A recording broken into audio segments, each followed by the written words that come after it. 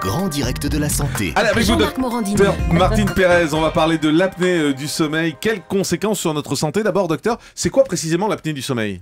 Je vais prendre un exemple. Votre conjoint ronfle la nuit, vous vous rendez compte qu'il fait des pauses respiratoires, que pendant quelques instants il ne respire pas, et puis brutalement il fait un bruit énorme et il reprend sa respiration.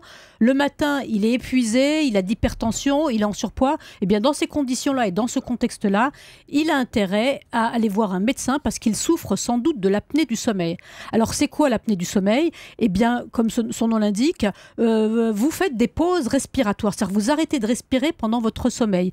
Alors quand vous faites plus de 5 pauses respiratoires par heure, vous êtes sans doute victime de l'apnée du sommeil. Mais juste parce que moi j'ai toujours des questions bêtes, hein, oui, excusez-moi. Mais c'est bien, j'aime vos questions. J'aime vos questions. Quand on dort, on n'en sait rien. Eh bien justement, en général...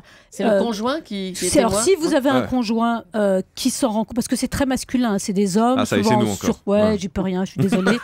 C'est les hommes en surpoids, plutôt après la cinquantaine. Et bien voilà, et c'est le conjoint qui s'énerve, qui dit « Attends, j'en peux plus, tu fais du bruit la nuit ». Puis elle se rend compte que le malheureux lui-même est victime de ça.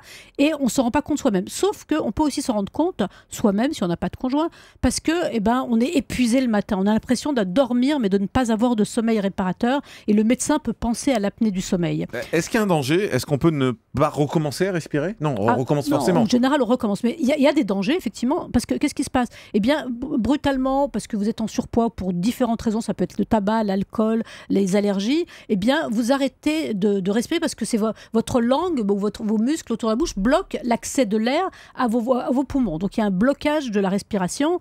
Et le vrai problème, c'est que ça dure 10 à 30 secondes, de cette absence de respiration. Ah oui. Oui, et ça survient à plusieurs reprises. Et qu'est-ce qui se passe dans ces cas-là?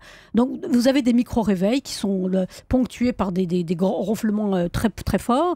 Et puis, pendant ce temps-là, votre cerveau et votre cœur n'est pas tellement irrigué. Donc, ça peut faire des hypoxies. C'est-à-dire qu'il n'y a pas assez d'oxygène dans votre sang. Et puis, surtout, il y a aussi un risque élevé d'accident de la route. Figurez-vous que les gens qui souffrent d'apnée du sommeil ont des somnolences dans la journée. Et ça multiplie par 10 le risque d'avoir un accident de la route. Donc, il faut vraiment prendre en charge ces apnées du sommeil. On peut les diagnostiquer. Une fois qu'on commence à le suspecter par votre état de santé, eh bien, on fait ce qu'on appelle une polysomnographie, on enregistre votre sommeil et on se rend compte que pendant 10 à 30 secondes, plusieurs fois par heure, vous ne respirez pas et c'est vraiment un problème. Comment ça se soigne? En fait, il faut perdre du poids. Par exemple, perdre du poids, ça peut aider à soigner cette apnée du sommeil, si je vous ai bien compris? Bien sûr. Ça aide à tout de perdre du poids. C'est clair. Ça revient à chaque fois. Alors, la première chose à faire, c'est effectivement de voir si c'est grave ou pas, parce qu'il y a des gens qui font ça 5 fois par heure, c'est pas encore trop grave, mais quand ça devient 30 fois par heure, c'est problématique. Donc, il faut perdre du poids, il faut arrêter de fumer, il faut faire un certain nombre de choses, s'alimenter normalement, arrêter de prendre trop d'alcool, des somnifères, etc., etc. Et puis, vous avez un traitement qui a été mis au point il n'y a pas très longtemps et qui marche très très bien.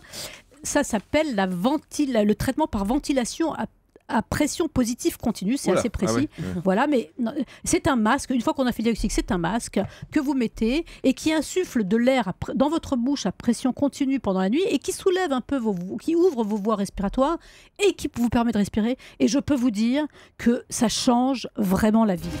Le grand direct des médias, Jean-Marc Morandini.